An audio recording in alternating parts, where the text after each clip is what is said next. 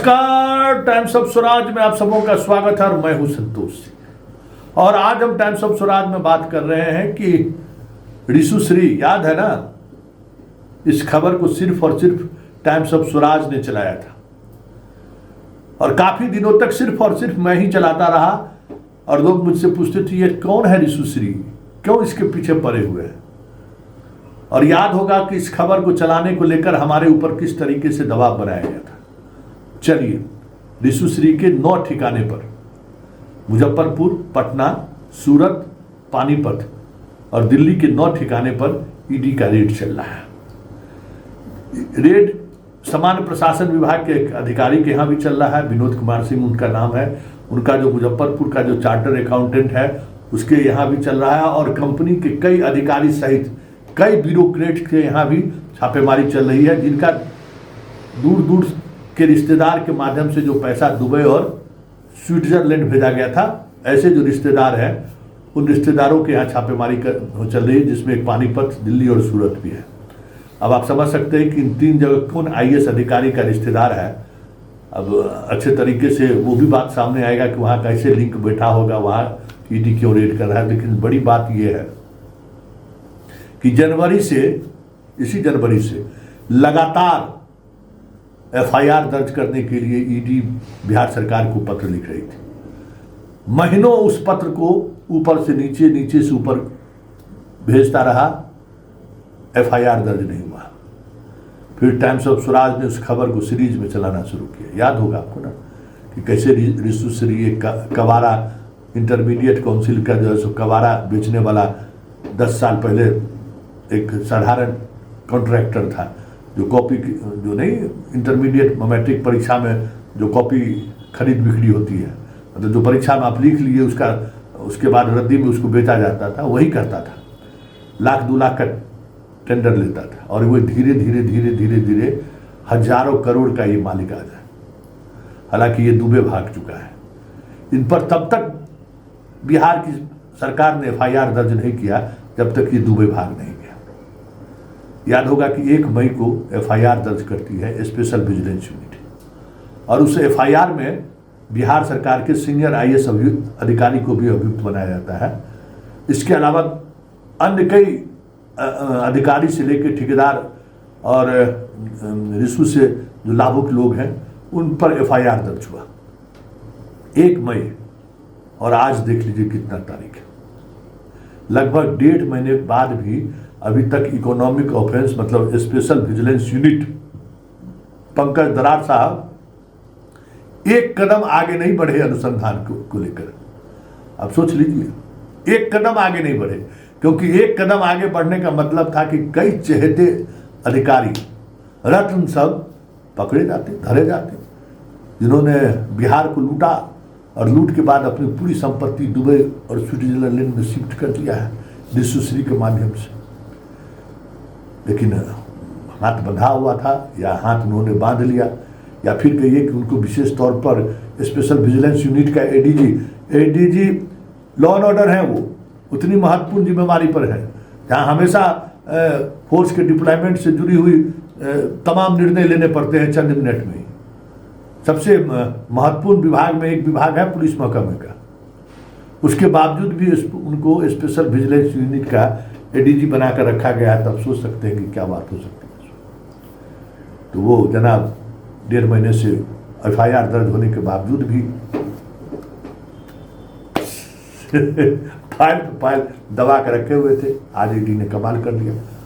सामान्य प्रशासन विभाग के जो ज्वाइंट सेक्रेटरी रैंक के अधिकारी के यहाँ जिसके यहाँ छापेमारी हुई है, उसके माध्यम से बहुत सारे आईएएस अधिकारियों का पोस्टिंग नहीं, सेवा से संबंधित पुस्तिका, बाकी क्या क्या विदेश जाना है तो क्या करना है, सब कुछ इसी के माध्यम से करता था। तो उसके यहाँ रेड हो रहा है। गोला रोड में उसका घर है। सीएस जिसका है, चार्टर अकाउंटेंट, दोनों जगह जो लगातार हमको नोटिस पर नोटिस भेजा जा रहा था कि आप पर क्यों नहीं केस कर दिया जाए। मालूम है ना, वो हमको धमकी दिए रहा था कि रोज वो नोटिस भेजता था। अरे हम इस तरीके के केस से जुड़े हुए मुद्दे को मैं व्यक्तिगत तौर पर लड़ता हूँ, मेरा ये स्वभाव है, क्योंकि हम पत्रकारिता अपने मिजाज से करते हैं और अपने लिए करते हैं।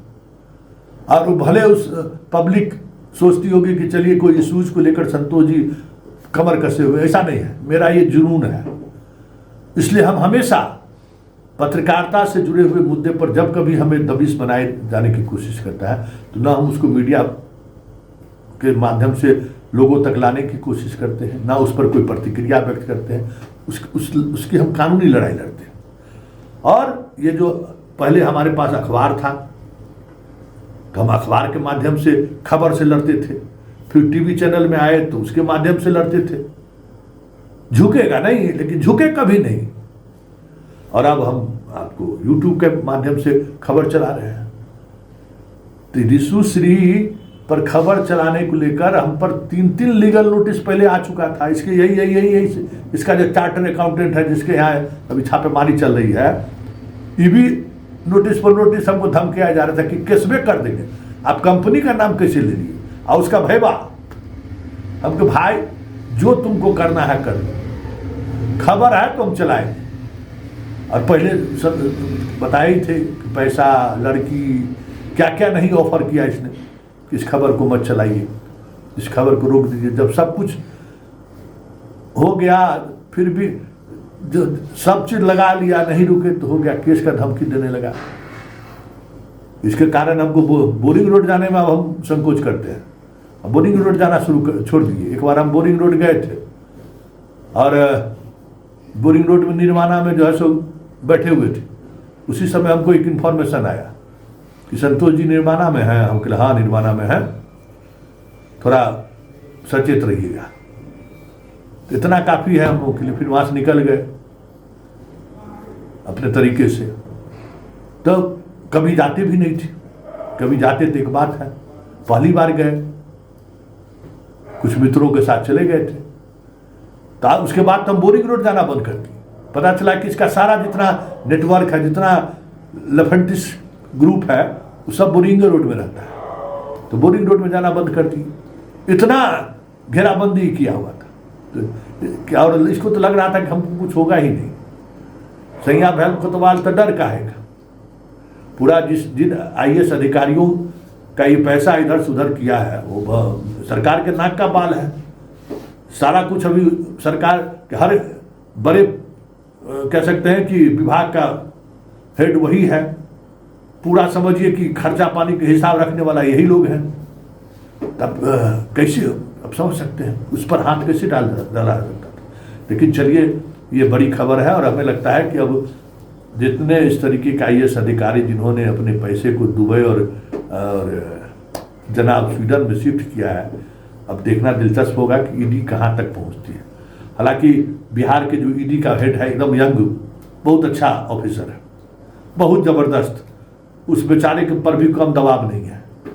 कार्रवाई नहीं करने को लेकर कितना दबाव है ये हम पिछले 1 महीने से हम फॉलो कर रहे हैं, तो हम महसूस कर रहे हैं कि वो आदमी फ़ोन नहीं उठाता है, व्हाट्सएप पर मैसेज का जवाब नहीं देता है। लेकिन इससे पहले जो भी ED वाले थे हम लोग से बहुत फ्रेंडली थे, जवाब दे देते थे सब कुछ। अब रेट भी होता है तो दूसरे तरीके से खबर हम तक पहुंचती है, हम लोगों तक पहुंचती है। तो ये इस तरीके का दबाव ED पर भी है कि डालना है बड़ी मछलियों पर हाथ, लेकिन थोड़ा इंतजार करिए। लेकिन बड़ी बात यह है कि रिशु श्री के वैसे ठिकानों पर ये रेड हुआ है जिसके सहारे उसके पूरे नेटवर्क को एक्सपोज किया जा सकता है। क्योंकि रिशु श्री ही एक ऐसा शख्स है जिस शख्स ने पूरे बिहार के ब्यूरोक्रेसी को पैसा लूटने और उस पैसे को कैसे इन्वेस्ट किया जा सकता है, इसका एक कह सकते हैं कि मूल मंत्र इसने IAS अधिकारियों को सिखा दिया है। इसलिए सबसे ज़्यादा टारगेट पर है। वैसे आप इंतजार कीजिए, एक और रिशु श्री के पास पहुँचे हैं हम। बिहार में हर डिपार्टमेंट में एक रिशु श्री है जिसका इकबाल चलता है, जिसके बगैर कोई टेंडर नहीं होता है, जिसके बगैर ट्रांसफर पोस्टिंग लिस्ट उसी के यहाँ बनता है। उसी तरीके के एक और रिशु श्री को हमने चिन्हित किया है, उस पर भी खबर बना रहे हैं। अभी पूरा होमवर्क चल रहा है, सारे तरीके के एविडेंस कलेक्ट कर रहे हैं। हाईकोर्ट से भी कुछ जजमेंट आ गया है, आर्थिक अपराध इकाई भी उस पर जांच शुरू कर दिया है। वो सारा डॉक्यूमेंट्स इकट्ठा कर रहे हैं, उनको भी बेनकाब करेंगे। जो हम पर आजकल शिकंजा कसने की कोशिश कर रहे हैं ना, वो रॉन्ग नंबर डायल किए है। ये बंदा झुकने वाला नहीं है। फाइट इट, संघर्ष मेरा पथ रहा है। तो वो जब रिशु एक और रिशु चलाएंगे कि एक और रिशु, और ये रिश्ता क्या कहलाता है, इंतजार करिए छोटे से ब्रेक के बाद। पहले इस रिशु की पूरे कारनामों को अंजाम तक पहुंचाने दीजिए, फिर उस रिशु श्री पर भी हाथ डालेंगे जिस रिशु श्री ने बिहार के एक डिपार्टमेंट को उस घोटाले की तरफ लेकर बढ़ गया है जिस घोटाले की सजा लालू यादव काट रहे हैं। उस विभाग को उसी तरफ बढ़ गया है। आने वाले समय में वहां भी ईडी और सीबीआई का प्रवेश हो जाए तो कोई बड़ी बात नहीं हो। पूरे बिहार में जो है भारत सरकार के मोदी जी का योजना है पोखरा बनाने का। इतना बड़ा सातिर सब है, कागजे पर पोखरा बना दिया, समझ लिए। हाँ, मछली पालन के लिए पोखरा बनाने की बात हुई तो कागजे पर बना लिया, और सीड बनाने के लिए जो फैक्ट्री लगाना था वो कागजे पर फैक्ट्री बन गया है। सब इंतजार कीजिए, छोटे से ब्रेक के बाद उस रिशु श्री को भी सामने लाएंगे। लेकिन फिलहाल इस रिशु श्री के कारनामे को अंजाम तक पहुंचे, तब तक इस खबर का सिलसिला हमारा जारी रहेगा। इजाजत दीजिए, नमस्कार।